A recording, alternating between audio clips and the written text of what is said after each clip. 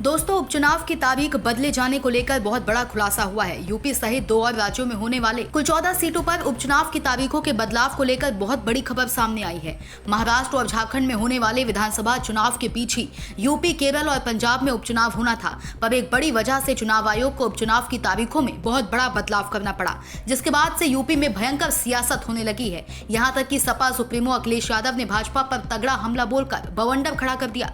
कहा, भाजपा उपचुनाव में हार के डर से तारीखों में बदलाव करा रही है, जबकि उपचुनाव की तारीखों को लेकर भाजपा से इसका कोई लेना देना भी नहीं है। चुनाव की तारीखों में बदलाव सिर्फ चुनाव आयोग ही कर सकता है। उपचुनाव की बदली हुई इसी तारीखों को लेकर अब चुनाव आयोग ने खुद ही बहुत बड़ा खुलासा किया है कि किस वजह से और किसके कहने पर तारीखों में बदलाव किया गया। तो चलिए विस्तार से बताते हैं। दरअसल चुनाव आयोग ने 14 विधानसभा सीट पर होने वाले उपचुनाव की तारीख में जो बदलाव किया है, इनमें से 9 विधानसभा सीट यूपी और 4 सीट पंजाब और 1 सीट केरल से है। इन सभी सीटों पर 13 नवंबर को मतदान होना था, पर उसकी जगह 20 नवंबर को मतदान होगा, जबकि मतगणना 23 नवंबर को ही होगी।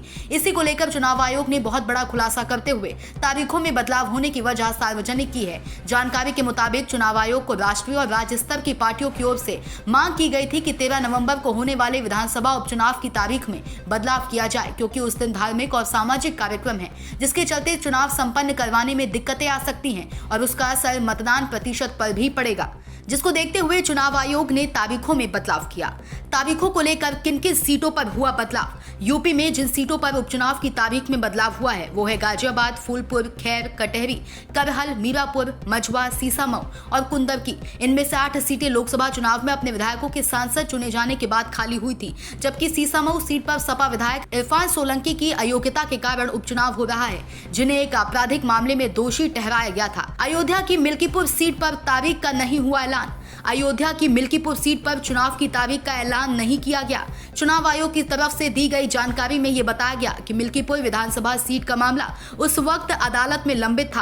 हालांकि वो मामला अदालत से वापस लिया जा चुका है, क्योंकि पहले ही चुनाव का शेड्यूल जारी कर चुका था, इसलिए कि मिल्कीपुर विधानसभा सीट पर चुनाव की तारीख नहीं आई है।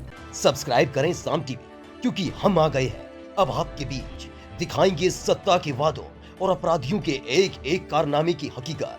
और हाँ, अगर आपके पास भी हो कोई ऐसी खबर तो कमेंट करके हमें बताएं, क्योंकि बिना डर और दबाव के हम दिखाते हैं हर एक खबर डंके की चोट पर।